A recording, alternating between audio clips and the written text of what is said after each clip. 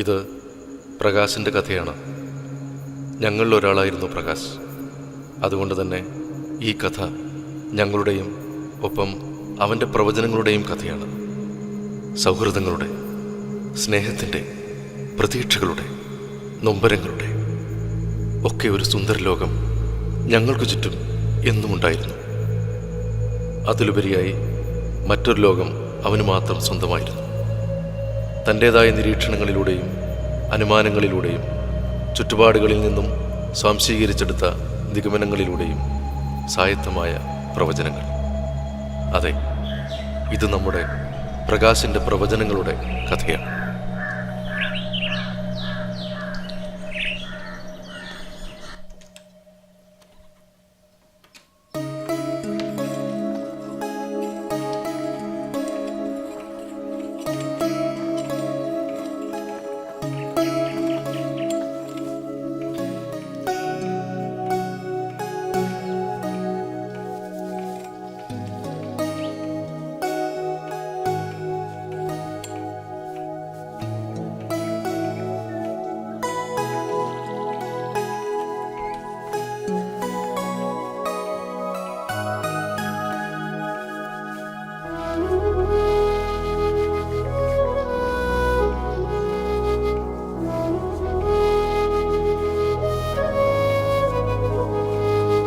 ഇന്ന് നിന്റെ കൂട്ടുകാരിയൊന്നും കണ്ടില്ലല്ലോ. അമ്മ കഞ്ഞിയമ്മ വരുമ്പോ അവർ വരും. ഇന്ന് കഞ്ഞിയാണെന്ന് നിനക്കെങ്ങനെ മനസ്സിലായി? ശരി, എങ്കിലും കറി എന്താണെന്ന് പറയേ. എന്താ സംശയം? കപ്പ. എന്റെ ഈശ്വരാ, ഇതെങ്ങനെ നീ അറിഞ്ഞു? അമ്മ എന്നെ കുളിപ്പിച്ചുകൊണ്ടിരുന്നപ്പോ കയ്യിൽ പച്ചക്കപ്പയുടെ മണം ഉണ്ടായിരുന്നു. ഇവിടെ കപ്പക്കറി വെക്കുമ്പോഴൊക്കെ ഒപ്പം കഞ്ഞിയാണ് ഉണ്ടാക്കുക. മനസ്സിലായോ? ആ, മനസ്സിലായി. എന്തായാലും വൈകിട്ടത്തെ ഭക്ഷണം എന്താണെന്ന് പറഞ്ഞില്ലല്ലോ. അത് ഭാഗ്യം.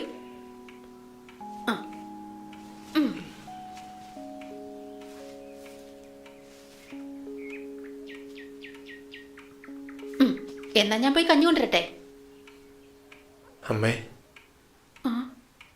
അമ്മ ഇപ്പോ പറഞ്ഞില്ലേ ഭാഗ്യമെന്ന്. ഒന്നോർത്താൽ ഞാൻ ഭാഗ്യവാനല്ലേ. അമ്മ ഇപ്പോഴും എന്നെ കുളിപ്പിക്കുന്നു, പൗഡർ ഇടിക്കുന്നു, ഉടുപ്പിടിക്കുന്നു, ഭക്ഷണം വാരിത്തരുന്നു. ആർക്കുണ്ടെങ്കിലൊരു ഭാഗ്യം. മക്കൾ എത്ര വളർന്നാലും എപ്പോഴും അമ്മയ്ക്ക് അവർ കുഞ്ഞുങ്ങൾ തന്നെയാ. പക്ഷെ ഇപ്പോ അമ്മയുടെ കണ്ണുകൾ നിറഞ്ഞോ എന്നൊരു സംശയം. പോടാ, കഞ്ഞി അടുപ്പേല വെന്ത് പോയിട്ടുണ്ടാവോ എന്തോ.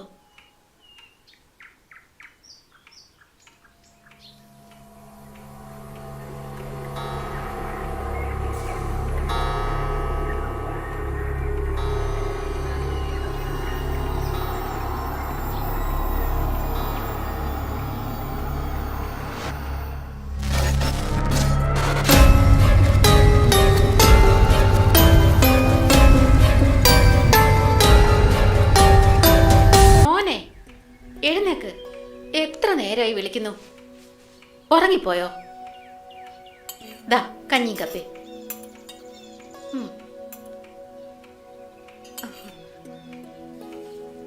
ദാ ഇന്നത്തെ പത്രം. കഞ്ഞി എത്തുമ്പോ കൂട്ടുകാർ വരുമെന്ന് പറഞ്ഞിട്ട് അവരെത്തിക്കഴിഞ്ഞു. സാബുച്ചേട്ടനും പാലേട്ടനും പിന്നെ അരുണും. അവര് കേറി വരുന്നല്ലേ ഉള്ളൂ. എങ്ങനെ അറിഞ്ഞ ആരൊക്കെയാണെന്ന്? സാബുച്ചേട്ടനും ബാലേട്ടനും കോളിംഗ് ബെല്ലടിച്ച് അകത്തേക്ക് കയറി വരും. ഏകദേശം ഒരുമിച്ച് സംസാരിച്ചുകൊണ്ടേ വരും. പിറകെ ഒരു കാലടി ശബ്ദമുണ്ട്. അതരുണിൻ്റെതാണ്. ഞാൻ പറഞ്ഞില്ലേ, അവൻ ഭക്ഷണം കഴിക്കുമായിരിക്കും. എല്ലാരും ഉണ്ടല്ലോ. കേരളത്തിലെ ദേശീയ ഭക്ഷണമായ കപ്പയും കഞ്ഞാണല്ലോ. ഇവന്റെ പ്രവചനങ്ങളൊക്കെ ശരിയാകുന്നുണ്ടല്ലോ ബാലു. അത് പിന്നെ നമ്മുടെ ശിക്ഷയല്ലേ അല്ലേ? പൊട്ടക്കണ്ണ മാവിട്ട് കല്ലെറിയുമ്പല്ലേ വീണാ വീണു. നീ വന്ന എന്നിട്ട് നീ എറിഞ്ഞ് ഇതുവരെ ഒരെണ്ണം പോലും വീണിട്ടില്ലല്ലോ. ഇവനാരടാ പ്രശാന്ത് വരുന്നത്? ഒരു ശാന്തതയില്ലല്ലോ. ചൂടാകാതെ അണ്ണന്മാരെ, നിന്നെപ്പറ്റി അങ്ങനെ പറയോ പ്രകാശ? ടീച്ചറമ്മ പൊക്കോ, ഇത് ഞാൻ നോക്കിയോളാം. നിങ്ങക്ക് കഞ്ഞിയോ കപ്പയോ വല്ലതും വേണോ? വേണ്ട ടീച്ചറമ്മേ, ഞാൻ കഴിച്ചോളാം. കഴിച്ചോടാ. അരുണേ, ഇന്ന് എനിക്ക് കുറച്ച് പൈസയുടെ ആവശ്യമുണ്ട്, ഒരാൾക്ക് കൊടുക്കാനാ. എനിക്കായിരിക്കലടാ പ്രശാന്ത്. എന്താ കുഞ്ഞെ, ഈ കട്ടൻ കാപ്പി മാത്രമല്ല പരിപ്പോടല്ലേ ഇന്ന്? ഓ, ഇയാളുടെ പരിപ്പോട കഴിച്ചിട്ടാണ് പിന്നെ വയറ്റിൽ നിന്ന് പോണ ഇയാളുടെ വാട്ട ചായ പിടിക്കും. പരിപ്പോടെ ചായം കഴിച്ച് നടന്നതേ എന്റെ പറ്റൂക്ക 100 പേജ് വരയിട്ടത്. തന്നോട് ആര് പറഞ്ഞു 100 പേജിന്റെ മേടിക്കാൻ 200 പേജിന്റെ മേടിക്കാൻ മേലെ മിണ്ടായിരുന്നോ ഇല്ലേ ചായ മുക്കി കൊല്ലിഞ്ഞ് ആദ്യം തരാനുള്ള പൈസ ആടോ. തരാം കേട്ടോ. പൈസ നിന്റെ പോക്കറ്റിൽ തന്നെ ഉണ്ടല്ലോ. എൻ്റെ പോക്കറ്റിലോ? എവിടെ? ആകെ 20 രൂപ ഉണ്ട്, പിന്നെ ഒരു ലോട്ടറി ടിക്കറ്റും ഉണ്ട്. ആ ലോട്ടറി നീ നോക്കിയോ? ഇന്നത്തെ പത്രത്തിൽ അതിൻ്റെ റിസൾട്ട് വന്നു കാണും, നോക്ക്. സാബോട്ടാ ഒന്ന് നോക്കിയേ. ബാലട്ടാ ആ പത്രം ഇങ്ങെടുത്ത്. ആ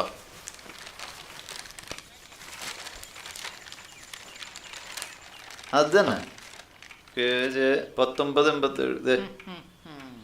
100 ഉണ്ടോ നോക്കിയ? 100 ഇല്ല. 500 500 അതുമില്ല. അതും ഇല്ല. 1000 ഇല്ലേ? 1000 ഇല്ല. 0625 ഇതൊന്നും നോക്കിയ? 0625. എടാ പ്രകാശ, ഈ കുളത്തിനൊരു പ്രത്യേക ഭംഗിയില്ലടാ. നോക്കി, ഇത് നമ്മളെ കാളികളല്ലേ അല്ലേ? 0625. ഓ അടിച്ചു മോനെ പ്രശാന്ത, നിനക്ക് ശരിയാണോ? 5000 രൂപ അടിച്ചടാ. അടിച്ചാ ഇത് അടിച്ചില്ലായിരുന്നു എന്റെ അമ്മ തന്നെ കൊന്നേനെ. ആ എടാ ചെലവുണ്ട് കേട്ടോ, ചെലവുണ്ട്. അത് ചെയ്യാം. ആണല്ലേ? ഞാനും നിന്നെ കൊല്ലും. ഹലോ, അപ്പൊ ഇനി 10 ദിവസം മാത്രമേ ഉള്ളല്ലോ. ഒരു കാര്യം ചെയ്യാം, അമ്മാവോട് നിൽക്കും, ഞാൻ അങ്ങോട്ട് വരാം. ബാലേട്ടാ, സാബുവേട്ടാ, ഒരു സന്തോഷ വാർത്തയുണ്ട്. ഞാൻ പറഞ്ഞിരുന്നില്ലേ പെങ്ങളുടെ കല്യാണക്കാര്യം? അത് ശരിയായിട്ടുണ്ട്. ചെറുക്കിന് ഈ മാസം 15-ാം തീയതി ലീവിന് വരുമെന്ന്. ചെക്കൻ എവിടെടാ?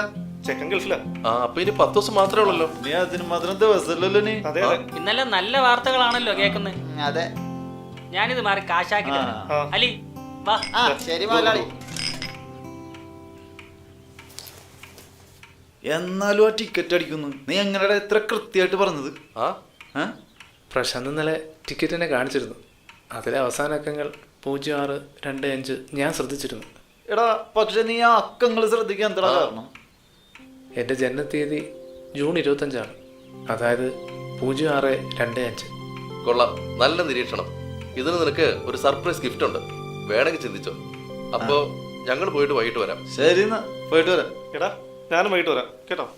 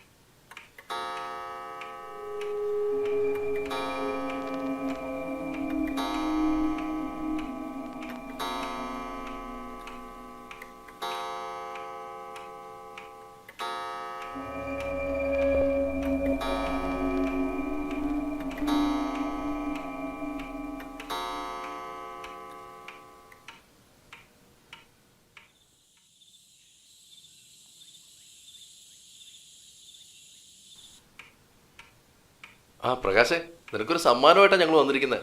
എന്താന്ന് വല്ല ഊഹം കിട്ടിയോ? ഇല്ല ബാലേട്ടാ, എന്തോ മോശമായ ചിന്തകൾ എന്നെ വേട്ടയാടുന്ന പോലെ, ഒരു ബാഡ് ന്യൂസ് അടുത്ത് വരുന്നത് പോലെ, ആകെ ഒരു മൂഡ് ഓഫ്. കൊറേ നേരം നീ ഒറ്റയ്ക്കല്ലേ? അതെ. അതുകൊണ്ട് പിന്നെ നിനക്ക് സന്തോഷമുള്ള ഒരു കാര്യം പറയാനാ ഞങ്ങൾ വന്നത്. അതെ. എന്തായാലും ബാലേട്ടൻ അത് നിന്നോട് പറയും. അവനോട് പറഞ്ഞോ? എല്ലാരും എത്തിയല്ലോ, ഇനി പറയാം. നീ പണ്ട് എഴുതിയൊരു കവിത നിന്റെ അനുവാദം ഇല്ലാതെ ഞാനൊരു ട്യൂണിട്ടു. അത് നമ്മുടെ ഹരിയെ കൊണ്ട് ഞാനൊന്ന് പാടിപ്പിച്ചു. നീ ഒന്ന് കേട്ടു നോക്കി.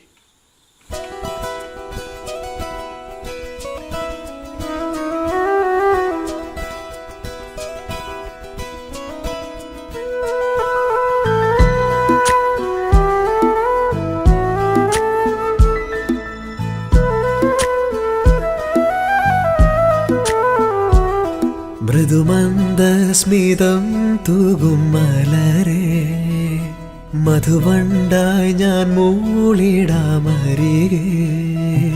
മൃദുമന്ദസ്മിതം തൂകും മലരേ, മധുവണ്ടായി ഞാൻ മൂളിടാമരികെ.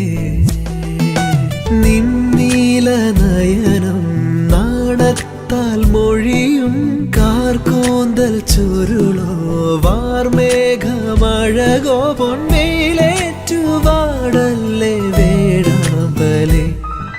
നറുപൂന്തിങ്കൾ തോൽക്കുമെന്നുയിരേ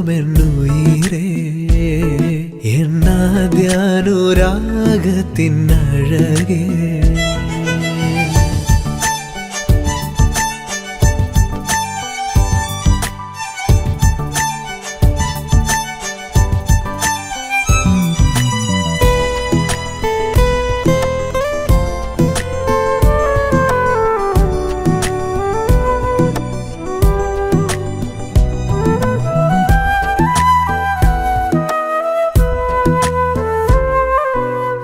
വിളക്കിലെ കാവൽ നാളമായി കാത്തു നിന്നിടാം നിൻചാരേ അന്തിവിണ്ണിലെ ചന്ദ്രകാന്തമായി വീതിയോതിടാം നിൻകാതിൽ നീ എന്റെ പാട്ടിന്റെ പാലാഴി പൂന്തേനോ ഇടനെഞ്ചിലിടറും നീ പ്രണയത്തിൻ ഈണങ്ങൾ പാഴ്ശ്രുതിയായി ഞാൻ മീട്ടുന്നു മൺവീണയായി മൃദുമന്ദസ്മിതം തൂകും മലരേ മധുവണ്ടായി ഞാൻ മൂളിടാമരികെ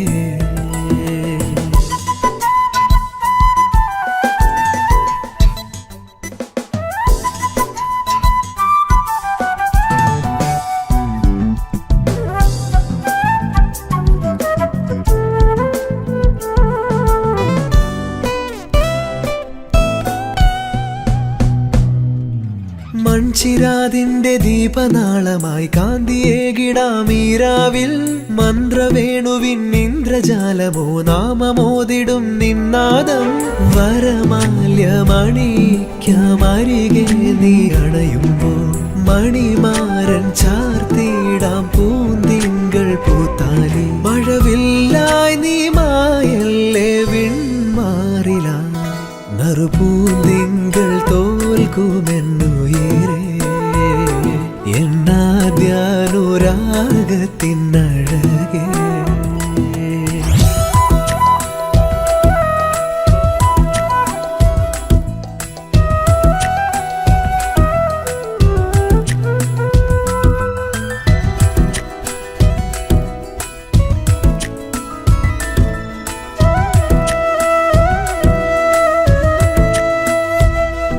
ഏകാന്തജാലകം പാതിചാരിനി ചാഞ്ഞുറങ്ങിയോ വെൺപ്രാവേ താരാട്ടുപാട്ടിന്റെ ശീലുമൂളി നീ നിദ്ര പൂകിയോ പൂങ്കാറ്റേ വരവായി സഖി നിന്നെ ഒരു മാത്ര കണ്ടിടാം നെറുകിൽ ഞാൻ ചാലിക്കാം മറുവാക്കിൽ മണിമുത്തം എന്നകതാരിൽ ഞാൻ പേറും നിന്നോർമകൾ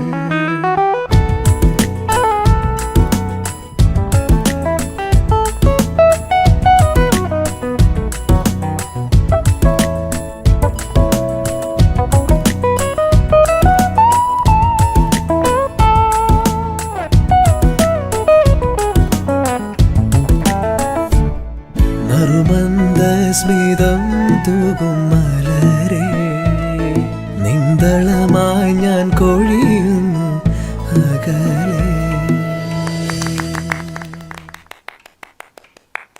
നന്നായിട്ടുണ്ട്. നമ്മുടെ ഇഷ്ടം അറിഞ്ഞിട്ടും ചിലർ നമ്മളെ വിട്ടുപോയാൽ പിന്നെ ഒരിക്കലും അവർ തിരിച്ചു വരില്ല എന്ന് നയിക്കുമായി. ഇനിയും നീ വിഷമിക്കരുത്, പോയൊരു പോട്ടറാ. ഹലോ, കാണാനില്ലെന്നോ? എപ്പോ? ആ ഞാനിപ്പോ വരാം. എന്താ സാബു? നമ്മുടെ ലക്ഷ്മിയെ കാണാനില്ലെന്ന്. വൈകിട്ട് അമ്പലത്തിൽ പോയതാന്ന്. അവളെ അമ്പലത്തിൽ വെച്ച് വൈകുന്നേരം കണ്ടാണല്ലോ. ആണോ? എന്നാലേ വാ, നമുക്കൊന്ന് പോയി അന്വേഷിച്ചിട്ട് വരാം. വന്നേ വന്നേ.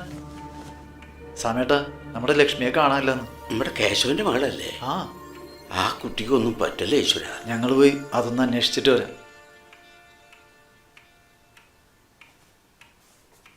ഇളയച്ചനപ്പോൾ വന്നു. ഇപ്പം എത്തിയതേ ഉള്ളൂ. നിന്നെ ഒന്ന് കാണണമെന്ന് തോന്നി. മനസ്സിനൊരു സുഖമില്ല ഇളയച്ച. നിനക്ക് എന്നോട് എന്തെങ്കിലും പറയാനുണ്ടോ? ആരും ശ്രദ്ധിക്കാത്ത ഞാൻ കാണുന്നു, കേൾക്കുന്നു, ചിന്തിക്കുന്നു. അതെല്ലാം നടക്കുന്ന പോലെ. എനിക്കറിയാം മോനെ, അത് നിനക്ക് ജന്മനാ കിട്ടിയതാ, ദൈവം തന്നതാണ്.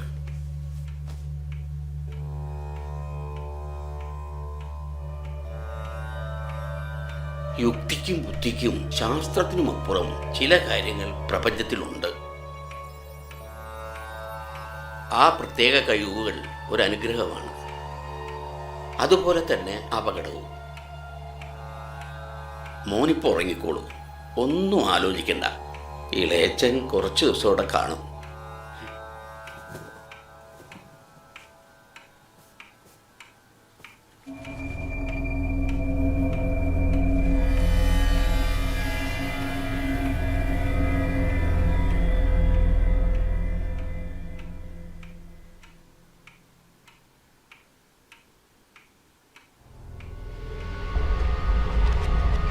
എടാ പ്രകാശ, ഈ കുളത്തിനോട് പ്രത്യേക ഭംഗിയില്ലടാ.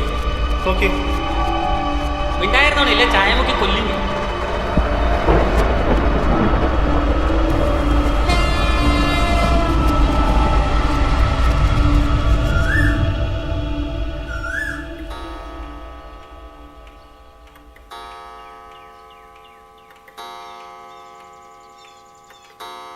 പ്രകാശ, നീ അറിഞ്ഞോ? റെയിൽവേ ട്രാക്കിൽ ഒരു പെൺകുട്ടിയുടെ ശവം കിടക്കുന്നു. ബാലേട്ടൻ അങ്ങോട്ട് പോയിട്ടുണ്ട്. അത് ലക്ഷ്മി ആയിരിക്കില്ല. അവൾ ഒരിക്കലും ആത്മഹത്യയില്ല. കേശവേട്ടൻ പോലീസിൽ കംപ്ലൈന്റ് ചെയ്തിട്ടുണ്ട്. പോലീസ് നായൊക്കെ വന്നിട്ടുണ്ട്. അത് എറണാകുളത്തുള്ളൊരു കൊച്ചിൻ്റെയാ ആത്മഹത്യ, പ്രേമനൈരാശ്യം. പിന്നെ അവൾ എവിടെ പോയിരിക്കും? ദേ നമ്മുടെ ഗ്രൂപ്പിൽ ലക്ഷ്മിയുടെ ഫോട്ടോ വന്നിട്ടുണ്ട്. കാണാനില്ലാന്ന് തലക്കെട്ടുമുണ്ട്. അവൾ ജീവിച്ചിരിക്കില്ല. പ്രകാശ, എന്താ നിന്റെ മനസ്സിൽ? നീ തുറന്നു പറയും. ഇന്നലെ വൈകിട്ട് ഏകദേശം ഇതേ സമയം നമ്മുടെ കാളികുളത്തിലാരും. നീ തെളിച്ചു പറയും.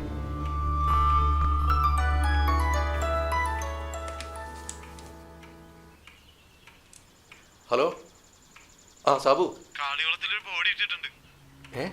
കാളികുളത്തിലോ? പോലീസൊക്കെ വന്നിട്ടുണ്ട് ഇവിടെ. നമ്മുടെ ലക്ഷ്മിയാണെന്നൊരു സംശയമുണ്ട്.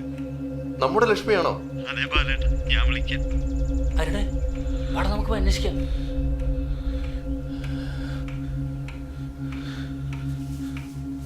എന്ത് പ്രകാശ? അല്ലേ, നീ വേഗം പോയി ഡോക്ടറെ വിളിച്ചേ.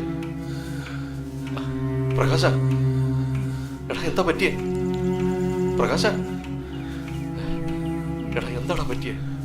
ഒന്ന് പറയേ. എടാ എടാ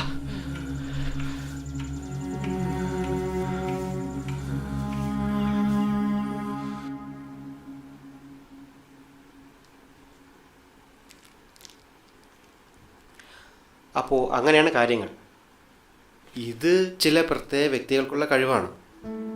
മെഡിക്കൽ ടേംസിൽ ഇതിനെ ESP എന്ന് പറയും, എക്സ്ട്രാ സെൻസറി പെർസെപ്ഷൻ. അതായത് ഒരു അതീന്ദ്രിയ ജ്ഞാനം അല്ലേ സാർ? നമ്മൾ ഈ ആറാം ഇന്ദ്രിയം, സിക്സ്ത് സെൻസ് എന്നൊക്കെ പറയുന്ന പോലെ. എക്സാക്ട്ലി. ഇങ്ങനെ നിമിത്തങ്ങളെയും നിഗമനങ്ങളെയും യുക്തിബോധത്തെയും ചേർത്ത് പ്രവചിക്കുമ്പോൾ ഒത്തിരി പ്രശ്നങ്ങൾ ഇവർക്കുണ്ടാവും. മാനസിക സമ്മർദ്ദം, ശക്തമായ തലവേദന, നെഞ്ചുവേദന, ഇവയൊക്കെ ഇതിൻ്റെ മറുവശങ്ങളാണ്. സാരമില്ല.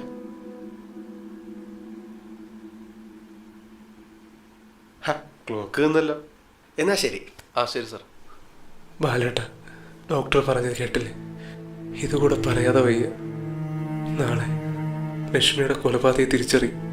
പിന്നെ നാളെ 12 മണിക്ക് മറ്റൊരു കൊലപാതകവും ഒരാത്മഹത്യയും. നീ എന്തൊക്കെയാ പറയുന്നത്? എനിക്കെങ്ങനെ തോന്നുന്നു.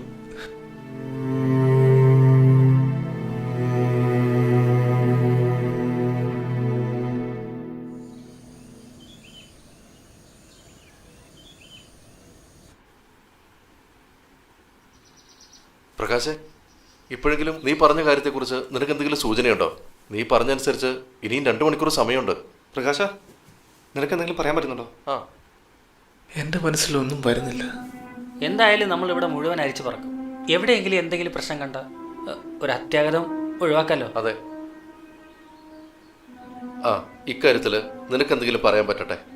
ഞങ്ങൾ പോയിട്ട് വരാം.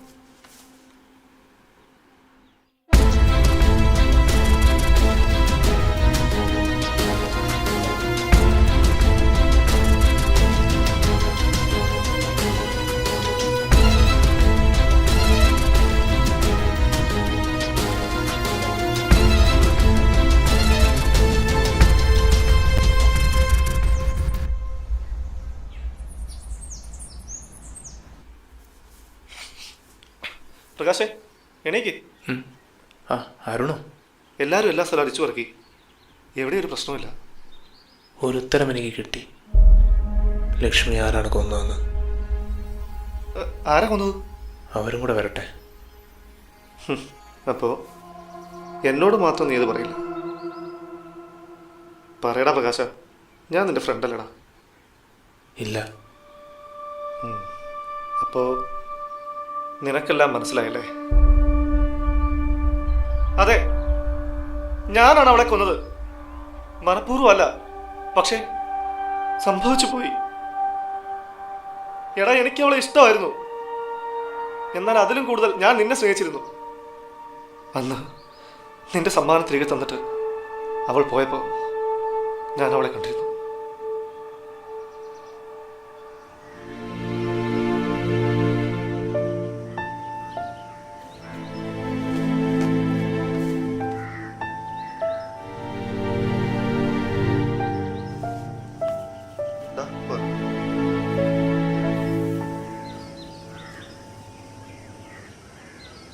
ലക്ഷ്മി, ലക്ഷ്മി, ഒന്ന് നിന്നേ ലക്ഷ്മി. നീ അവനെ ഉപേക്ഷിച്ചത് ശരിയായില്ല, അതും ഈ അവസ്ഥയിൽ. ഞാൻ കുറച്ച് പ്രാക്ടിക്കലാ. എനിക്ക് സ്വപ്നങ്ങളുണ്ട്. നിന്നെ പോലെ ഉള്ളിൽ മറച്ചു വെക്കാൻ എനിക്കറിയില്ല. ഉള്ളിൽ മറച്ചു വെച്ചു വന്നോ? കൂട്ടുകാരന് വേണ്ടി എന്നോടുള്ള ഇഷ്ടം നീ മറച്ചു വെച്ചില്ലേ? അവിടെ അവിടെ ഞാൻ സ്വാർത്ഥനായി. ആരെയും അറിയിക്കാതെ ഞങ്ങൾ പ്രണയിച്ചു. പക്ഷേ അവൾ എന്നെയും ചതിക്കുകയാണെന്ന് അറിഞ്ഞപ്പോൾ ഞാനാകെ തകർന്നുപോയി. ഞാൻ അവളെ കാണാൻ തീരുമാനിച്ചു. അമ്പലത്തിനടുത്തുള്ള കാളികുളത്തിനടുത്തേക്ക് പോയി. നീ പറഞ്ഞതുപോലെ 6:25.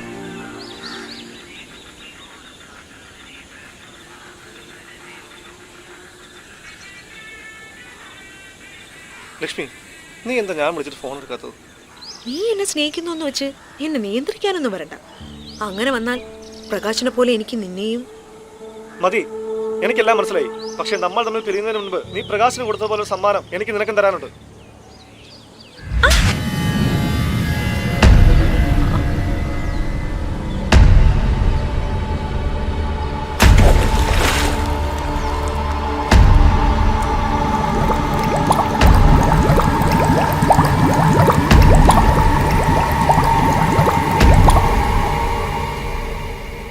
ഇപ്പൊ എൻ്റെ ഏറ്റവും വലിയ സ്വപ്നം എൻ്റെ പെങ്ങളുടെ കല്യാണമാണ്. അതുവരെ എനിക്ക് എവിടെയും പോകാൻ വയ്യ. എനിക്കിവിടെ പിടിച്ചു നിന്നേ പറ്റൂ. ഒന്നും പുറത്തു പറയാനും വയ്യ. നീ എൻ്റെ പ്രിയപ്പെട്ട കൂട്ടുകാരനാണ്. ടീച്ചറമ്മ എൻ്റെ അമ്മയെ പോലെയാണ്. നിന്റെ പ്രവചനങ്ങൾ എനിക്ക് അഭിമാനമാണ്. പക്ഷേ ഇപ്പോഴത്തെ നിന്റെ ഓരോ പ്രവചനവും അതെന്നെ പോലീസിലേക്ക് അടുപ്പിക്കുകയാണ്. നിന്റെ ഓരോ വാക്കിലും എൻ്റെ പെങ്ങളുടെ കണ്ണുകൾ നനയുന്നുണ്ട്. അവളുടെ കല്യാണം, അതുവരെയെങ്കിലും ഒരു കുറ്റവാളിയാകാൻ എനിക്ക് വയ്യ. ഞാൻ പറയുന്നത് സത്യം മാത്രമല്ലേ? എങ്കിൽ ഞാനൊരു പ്രവചനം നടത്തട്ടെ. മറ്റൊരു സത്യം. 12 മണിക്കൊരു കൊലപാതകം നടക്കുമെന്ന് നീ പറഞ്ഞില്ലേ? ആ മരണപ്പെടുന്ന വ്യക്തി ആരാ നിനക്കറിയോ? നീ.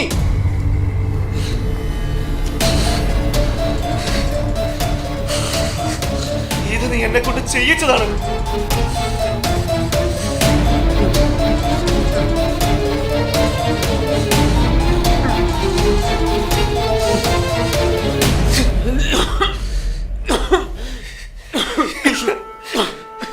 എനിക്കതിന് കഴിയില്ല. ഒന്നോർത്ത നീ ചെയ്യുന്നത് നല്ല കാര്യമാണ്. ഇങ്ങനൊരു ജീവിതത്തിൽ നിന്ന് ഒരു മോചനം. പക്ഷേ ഒരു സത്യം കൂടെ പറയട്ടെ. എനിക്ക് തോന്നിയത് ഈ 40 പോകുന്നത് നീയാണ്. നീ എങ്ങോട്ടെങ്കിലും പോയി രക്ഷപ്പെട.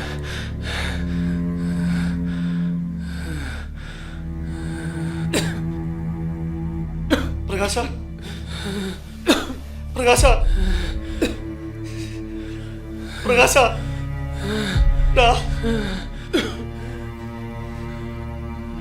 പ്രകാശ പ്രകാശ പ്രകാശ ഡാ.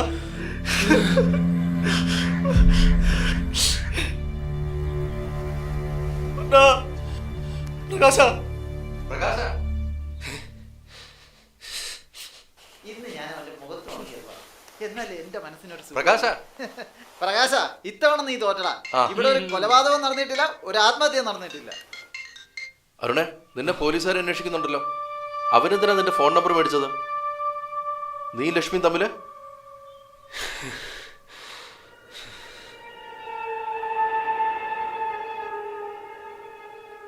പ്രകാശ പ്രകാശ പ്രകാശ പ്രകാശ പ്രകാശ പ്രകാശ പ്രകാശ പ്രകാശ പ്രകാശ പ്രകാശ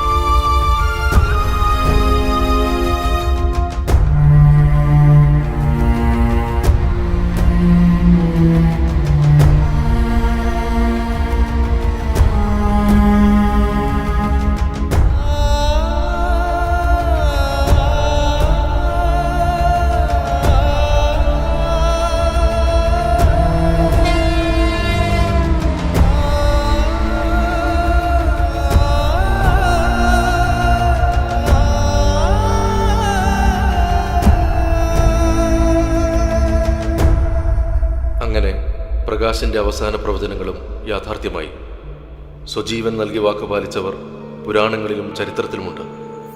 മരണമെന്ന സത്യവും പ്രവചനത്തിലെ സത്യവും ഒരുമിച്ചെത്തിയപ്പോൾ പ്രകാശ് എന്ന പ്രവാചകൻ ആത്മാഹൂതിയിൽ അഭയം പ്രാപിച്ചതാണ്. ഉത്തരം കാണാത്ത ആ ചോദ്യം ഇനിയും ഒരു പ്രവചനത്തിനായി അവശേഷിക്കട്ടെ.